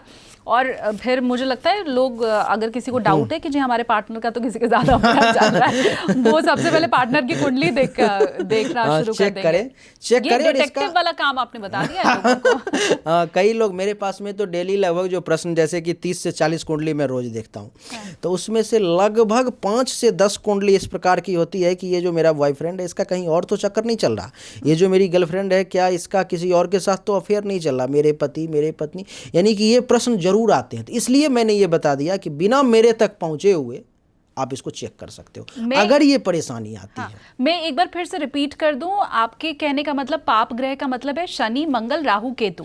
अगर शुक्र के साथ युति हो रही है, बैठे हुए हैं वो साथ में, या दृष्टि अगर पड़ रही है, तो ऐसे शख्स का अफेयर जरूर होगा, कई अफेयर होंगे। तो ये मतलब लाइफ लॉन्ग कभी लॉयल नहीं रहते हैं। इनका कभी भी मन बहक सकता है। इसके लिए उपाय रास्ता है जिससे कि वो बच सकें। अगर उनका पार्टनर है वो कुंडली में देख रहे हैं, मैंने तो बहुतों को कुंडली देखी है जिसमें कि पूछा कि आपका अफेयर है, हाँ गुरुजी अभी तो नहीं है लेकिन पहले था, अभी ठीक हूँ। बहुत महिलाएं, बहुत सारे पुरुष। तो जिसके कुंडली में भी इस प्रकार का अगर परेशानी, अगर पत्नी अगर देख रही है कि पति के कुंड में, तो अभी आज से लगभग 2 महीने पहले की बात है, एक 70 साल की महिला अपने 75 साल के पति के लिए कुंडली दिखाई और कहा कि इसका अफेयर एक 23-24 साल की लड़की के साथ चल रहा है और बच्चे भी नहीं सुन रहे मेरा तो मन अब करता है कि मैं आत्महत्या कर लूं, क्योंकि इस उम्र में भी अब हमें ये देखना पड़ रहा है, पति घर नहीं आते, बच्चों को कह रही हूँ तो बच्चे नहीं सुन रहे। तो उसकी कुंडली जब देखा तो ऐसा योग देखा। तो उससे पूछा कि ये पहली बार हुआ है या इससे पहले भी? तो नहीं गुरुजी कई बार होता रहा है, लेकिन इस बार तो इसने हद कर दिया, उसको छोड़ ही नहीं रहा है ये। तो ये उस ग्रह का प्रभाव है। और शायद यही वजह थी कि हमारे जो पहले के हमारे जो पुरानी पीढ़ी थी वो कुंडली मिला के ही जरूर शादी करती थी। न सिर्फ कितने गुण मिले हैं बल्कि व्यक्ति का खुद का व्यक्तित्व कैसा है, चरित्र कैसा है, ये सारी चीजें कुंडली के जरिए पता चल जाती हैं। और तभी विवाह किया जाता था जब, खासकर मैं कहूंगी जो पुरुष वर्ग है वो उसका चरित्र ठीक है, वो खाने पीने वाला नहीं है। ये सारी चीजें जरूर जो हमारे पुरानी पीढ़ी के लोग थे या गुरुजन थे वो इन चीजों को जरूर देखते थे। ऐसी कोई कुंडली अगर आप जानते हैं तो हमें जरूर आप कमेंट करके बताइए कि हाँ हमें। अच्छा, इससे छुटकारा कैसे मिल सकता है थोड़ा सा बता देता हूँ। मान लो कि किसी भी व्यक्ति के कुंडली में राहु की दृष्टि है या राहु के साथ कंजक्शन युति बना रहा है शुक्र, और तब ये परेशानी अगर हो रही है तो आप राहु केतु के मंत्र का जाप अपने पति के लिए या पत्नी के लिए शुरू कर दो, आप वो परेशानी दूर हो जाएगी। मंगल के साथ ये है, मंगल के साथ बना रहा है, मंगल खून का मालिक है, वो रक्त का उबाल इतना तेज कर देता है कि लोग अपने काम वासनाओं को कंट्रोल नहीं कर पाते, एक से अधिक पार्टनर के पास चले जाते हैं। तो उस समय में आपको क्या करना है, मंगल को शांत करना है। तो मंगल के मंत्र का जाप आप शुरू कर दो। परेशानी ज़्यादा नहीं, मात्र 2-3 महीने में वो प्रभाव दिख जाएगा कि वो कम हो गई, अब वो नहीं जा रहे। और जब तक आप करते रहोगे तब तक आपका पार्टनर बहकेगा नहीं। कई लोग ये फ़ोन करते हैं, गुरुजी कोई ऐसा उपाय बताओ जिससे कि मैं पति को बस में ही कर लूँ, पत्नी को बस में ही कर लूँ, बसीकरण कर लूँ, जिसके उसका दिमाग ही ना काम करे, उधर ना जाए। तो ऐसे उपाय में ना पड़े, क्योंकि जगह जगह पर कभी बाथरूम में जाओ, कभी रेल में जाओ, कभी ऑटो पर में देखो तो ये बंगाली बाबा तो बिहारी बाबा तो कोई बाबा तो इस प्रकार लोग ठग लेते हैं, बेवकूफ़ बना देते हैं और लाखों लाखों रुपए लोग बर्बाद कर देते हैं। बाकी ऐसा होता नहीं है कुछ। तो आप मंत्र के सहारे खुद से आप जाप करें। अब विशेष अगर आपको कुंडली दिखानी है तो आप मुझे जानते हो, मिश्रा फॉर यू चैनल है मेरा, वहाँ पर भी जा करके आप मुझसे कांटेक्ट कर सकते हो। ठीक है, तो ये मुझे लगता है आज का हमारा ये ऐसा पॉडकास्ट है जो अगर आपने पूरा देखा है तो थोड़ा बहुत ज्योतिष का ज्ञान भी आपको इसी के जरिए हो जाने वाला है। अब हम देर नहीं करते हैं, अगली राशि की ओर बढ़ते हैं, तुला राशि। हाँ, तुला राशि वालों के लिए कुंडली के 6ठे भाव में शुक्र देवता विराजमान है। तुला राशि वालों के तो स्वामी हैं, लेकिन कुंडली के 6ठे भाव में है, इसलिए थोड़ा सा परेशानी होगा, जैसे कि दुश्मनों के द्वारा परेशानी, चिंता, हेल्थ वाइज इशू, कर्ज, केस मुकदमा, अपयस, कलंक, शोक और दुख, मामा मामी के साथ लड़ाई झगड़ा, ये सब तुला राशि वालों को थोड़ा सा ये परेशान करेगा। तो तुला राशि वालों के स्वामी हैं फिर भी गलत भाव में आ गए, इसलिए बुरा रिजल्ट देंगे। लेकिन इन सब बुरा रिजल्ट पर में आप काबू पा सकते हो, और उसका तरीका है जो आप नमो सुंग शुक्राय नमः या ओम सुंग शुक्राय नमः मंत्र का जाप करो। पहले एक बार कमेंट में लिख लो आपको, तब ताकि याद हो जाए उस मंत्र को, तो आप इससे बच सकते हो। अब वृश्चिक राशि की ओर बढ़ते हैं। वृश्चिक राशि वालों के लिए कुंडली के जो है सो पंचम भाव में शुक्र बैठा हुआ है, बहुत अच्छा है। जिसका प्रेम प्रसंग नहीं शुरू हुआ है, बहुत दिन से प्रयास कर रहा था, उसका अभी शुरू हो जाएगा, अथवा शुरू हो भी गया होगा, क्योंकि ये फरवरी से ही ये कहानी चल रही है। तो फरवरी में तो वैलेंटाइन वीक वगैरह भी आया और गया हाँ, तो उसमें आपका शुरू हो भी चुका होगा। और जिसका नहीं हुआ है वो घबराए नहीं, अब प्रयास करें, आपका शुरू हो जाएगा। आप जिस पार्टनर को पसंद करते हो वो आपको मिल जाएगी या मिल जाएगा। आपको अचानक से धन लाभ के योग बनेंगे। जुआ, सट्टा, लॉटरी, गेमिंग, गैम्बलिंग, ये सब करने के लिए मैं कह नहीं रहा हूँ, लेकिन जो लोग इसमें हैं ऑलरेडी, लॉटरी वगैरह, उन लोगों को अच्छा लाभ मिल सकता है। इतना ही नहीं, इस समय में कुछ लोक हित के लिए भी आप काम करोगे। जैसे कि मैंने बताया कि जैसे मान लो मैं गरीब हूँ, मुझे ज़रूरत है किसी चीज़ की, आपने मुझे दे दिया, अथवा समाज के लिए कुछ ऐसा कर दिया जिससे कि लोगों का कल्याण हो, तो वो काम भी 31 मई से पहले वृश्चिक राशि वाले करेंगे। तो वृश्चिक राशि वालों के लिए बहुत अच्छा रहने वाला है। चलिए, तो और ये भी बता ही दिया आपको कि भाई शादी भी अगर नहीं हो रही है तो फटाफट हो जाएगी। तो वो लोग जो लड़की ढूंढ रहे हैं वो ज्यादा प्रयास करें। वो माएँ और ज्यादा बिल्कुल कोशिश शुरू कर दें। हाँ, ये वेबसाइट वगैरह जो होती है जहाँ शादी वादी के लिए कुंडली उंडली मिलती है, तो वहाँ पे जाना शुरू कर दें। मई तक तो भैया फिर कल्याण हो जाएगा। हो जाए तो फिर कमेंट में बता भी देना कि जी हमारा तो कल्याण हो गया है। धनु राशि, धनु राशि वालों के लिए भी राजयोग बन रहा है। ऐसे आप देखो कि धनु लग्न की कुंडली में हमने शुक्र को अच्छा नहीं बताया, लेकिन गोचर में अच्छा बता रहा हूँ। गोचर में आप देखो कि धनु लग्न के कुंडली में चौथे भाव में शुक्र मीन राशि में उच्च का होकर के 4 ही राशि है जिसके लिए राजयोग बना रहा है, जिसमें से एक है धनु राशि। मालव्य नामक राजयोग का निर्माण कर रहा है, जिसके कारण से अभी ऐसे योग बन रहे हैं कि आपकी लग्जरी धनु राशि वाले बढ़ने वाली है। जो जो सुख के साधन चाहिए थे वो सब मिलने वाला है। इतना ही नहीं, ऐसे लोग जो फ्लैट खरीदने की इच्छा रख रहे थे, नहीं हो रहा था, इस समय में हो जाएगा। मकान बनाने की इच्छा थी, नहीं हो रहा था, इस समय में आप शुरू कर सकते हो। बहुत सारे लोग जिसको ज़मीन खरीदने की इच्छा थी, नहीं हो रहा था, आप प्रयास करो, 31 मई से पहले पक्का आपके नाम से ज़मीन होगा। इतना ही नहीं, कोई गाड़ी लेना चाह रहा था, नहीं हो रहा था, अभी आप मन बनाओ, इच्छा शुरू करो, प्रयास शुरू करो, 31 मई से पहले गाड़ी आपके घर पर में होगी। किसी के माँ का स्वास्थ्य बहुत खराब था, उनका स्वास्थ्य अब अच्छा हो जाएगा। किसी को छाती, हृदय, फेफड़े संबंधित किसी भी प्रकार की परेशानी थी, वो सब इस समय में बहुत राहत में आने वाले हैं। जो दवाई मेडिसिन काम नहीं कर रही थी वही अभी काम करेगी और अच्छा रिजल्ट आपको मिलेगा। यानी कि धनु राशि वालों के लिए बहुत अच्छा समय है। और 100 बात की एक बात, जब ये गुरुजी ने कह दिया कि भैया राजयोग है धनु राशि वालों के लिए, तो राजयोग तो सुनते ही वो पॉजिटिविटी आनी शुरू हो जाती है और ये लगता है कि भाई अब तो कोई हमारा कुछ नहीं बिगाड़ सकता है। तो आपका राजयोग है। अब 3 राशि बची हुई है, मकर। लेकिन कर्म करना जरूरी है, क्योंकि ऐसा नहीं है कि आज आपको आम खाना है तो आप कहीं पर में घर पे लेटे हुए हो, पेट से आम गिर करके मुंह में ही आज काटना तो पड़ेगा, तब तो खाओगे। तो कर्म करना पड़ेगा, बिना कर्म का भाग्य का उदय नहीं होता। ठीक है। मकर राशि वालों के लिए भी बहुत अच्छा समय है। इस समय में ऐसे लोग जो निकम्मे भी होंगे वो भी इस समय में पराक्रमी हो जाएंगे, वो भी बाहुबली हो जाएंगे, क्योंकि तीसरे भाव में पराक्रम पर में भुजा पर में ही शुक्र का प्रभाव है, उच्च के हुए हैं। अपने पराक्रम के बदौलत, अपनी ताकत के, इस समय आलस वगैरह नहीं होगा। मकर राशि वालों को आलस्य को त्याग देंगे, अपने पराक्रम के बदौलत, अपनी ताकत के बदौलत, कहते हैं ना असंभव को संभव करने वाली बात, तो वो जो है मकर राशि वाले करेंगे। छोटा भाई बहन है, कोई जूनियर्स हैं ऑफिस में, उन सब से आपको फ़ायदा मिलने वाला है, अच्छा काम होने वाला है मकर राशि वालों का। किसी भी व्यक्ति को जिसको गले से संबंधित, नाक से संबंधित, कान से संबंधित, साइनस, अस्थमा इत्यादि किसी भी प्रकार की समस्या थी, तो उसको राहत होने वाली है इस समय में।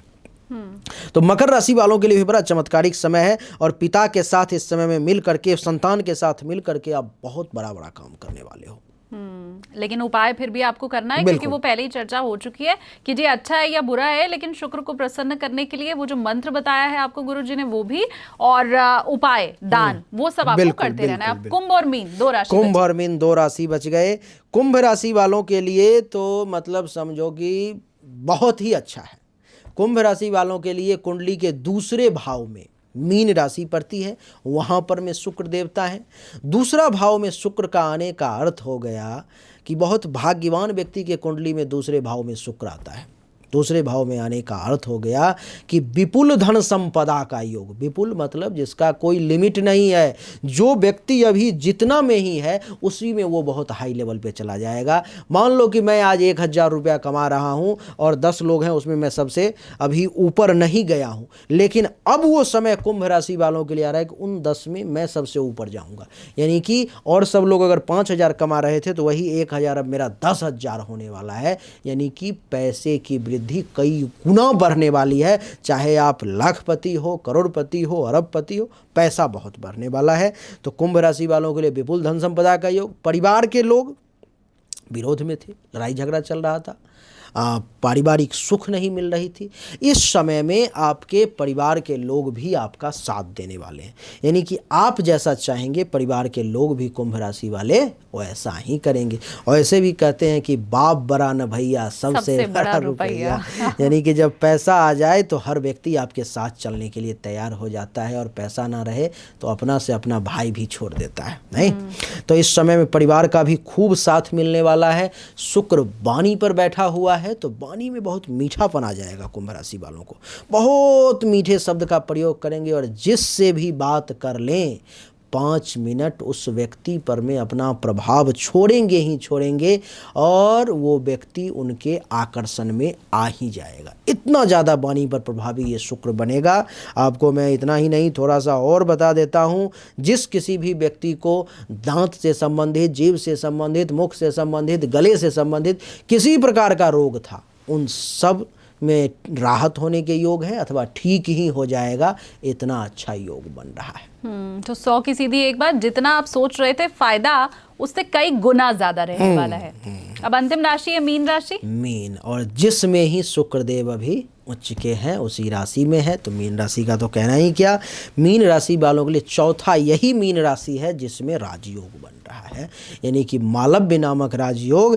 चौथी राशि मीन है। एक तो आपकी हो गई मिथुन, दूसरी हो गई आपकी धनु, एक और कन्या, और चौथी राशि हो गई आपकी मीन। ये 4 राशि हैं जिसमें राजयोग बन रहे हैं, जिसमें अंतिम मीन है। तो प्रथम भाव में शुक्र के आने से कारण तो सबसे पहले किसी भी व्यक्ति का चेहरा कितना भी बदसूरत क्यों ना हो, इस समय चेहरा चमकने लगेगा। इस समय महिलाओं को ब्यूटी पार्लर जाने की ज़रूरत नहीं पड़ेगी, पुरुषों को ज़्यादा क्रीम लगाने का आवश्यकता नहीं होगी। ऐसे ही चेहरे पर में चमक आ जाएगा, क्योंकि शुक्र के पास अपना प्रकाश है। जैसे सूर्य के पास प्रकाश है वैसे शुक्र के पास अपना प्रकाश है। उसके प्रभाव से जब शादी विवाह होती है तो सुबह में कहते हैं कि एक तारा देखो, ध्रुव तारा या कोई तारा, या बहुत जगह अलग अलग नाम कहते हैं। वो तारा और कोई नहीं, शुक्र ही होता है। वो चमकता रहता है सबसे ज़्यादा। तो आपके चेहरे पर में इस समय में आ गया है तो चेहरा चमकदार हो जाएगा, सुंदर हो जाएगा। मस्तक पर में बैठा हुआ है तो ज्ञान में वृद्धि हो जाएगी। थोड़ा भोग विलास ज़्यादा, कंजूसी कम करोगे, खर्च ज़्यादा करोगे, एंजॉय ज़्यादा करने वाले हो। और आपको बता दूं कि अभी से 31 मई तक कुछ ना कुछ बहुत बड़ा काम मीन राशि वाले करने वाले हैं, जिससे उनके परिवार के लोग, समाज के लोग और वो खुद अपने आप पर में गर्व करने वाले हैं। यानी कि गौरवान्वित होने वाले काम करने वाले हैं। और आपको मैं एक बात बता दूं, प्रथम भाव में है तो कहते हैं कि व्यक्ति के पास में कितना भी कुछ आ जाए, लेकिन जब अहंकार आ जाता है तो सब कुछ नाश हो जाता है। वो कुछ समय के बाद चलता नहीं ज़्यादा दिन। लेकिन सबसे बड़ी बात कि आप में मीन राशि वाले विनम्रता बनी रहेगी। आप विनम्र रहेंगे इस समय में, तो विनम्रता सबसे बड़ा गुण है, और इसी के बदौलत आप राजयोग को हासिल करने वाले हैं। बहुत शानदार। और अगर ऐसा कुछ गौरवान्वित वाला क्षण आपके जीवन में आया है तो ये 31 मई के पहले पहले आप हमें बता भी दीजिए। जितने भी मीन राशि वाले हैं, ये अगर आपके जीवन में घटित हो चुका है या आप होते देख रहे हैं तो प्लीज आप कमेंट सेक्शन में हमें जरूर बताइए। तो भोग विलासिता देने वाला, सुख समृद्धि देने वाला शुक्र सभी के जीवन में खुशियां लेकर के आए, उन्हें और ज्यादा अमीर धन धान्य देने वाला बनाए, बस हमारी भी यही कामना है। और बहुत शुक्रिया आपका राजा मिश्रा जी कि आप आए हमारे पॉडकास्ट में और न सिर्फ राशियों के बारे में लोगों को बताया, उनके ज्योतिष भी आपने स्ट्रॉन्ग किया है आज। सही बात है। ठीक है, तो ऐसी और ज्योतिष की क्लासेस आगे भी आपसे हम लेते रहेंगे। लेकिन अगर आप चाहते हैं कि ये ज्योतिष की क्लासेस आपको आगे मिले तो आप प्लीज लोगों को कहें कि वो कमेंट में बताएं। कमेंट में भी बताएं। आप कमेंट में जो है आपके जीवन में जो भी अच्छा बुरा चल रहा है आप जरूर लिखें। जब आप लिखते हो तो हमें एक फीडबैक मिलता है कि किस राशि पर में कितना प्रभाव पड़ रहा है, नहीं पड़ रहा है। और कुछ लिखें या ना लिखें, लेकिन जो आपकी भलाई जिससे होने वाली है, नमो सुंग शुक्राय नमः, हिंदी या अंग्रेजी किसी में आप लिख दें। पुरुष वर्ग के लोग ओम सुंग शुक्राय नमः जरूर लिखें और भगवान की कृपा रहेगी तो आपका ऐसे ही जय जयकार होता रहेगा। वीडियो को ज़्यादा से ज़्यादा शेयर करें, बहुत लोगों तक पहुंचाएं, क्योंकि फर्स्ट वीडियो को 30-40 लाख लोगों ने प्यार दिया, इसीलिए मैं लौट करके आया हूं। अगर आप प्यार दोगे तभी मैं फिर आऊँगा अगले वीडियो में। बहुत शुक्रिया आपका इतना समय देने के लिए। Thank you so much.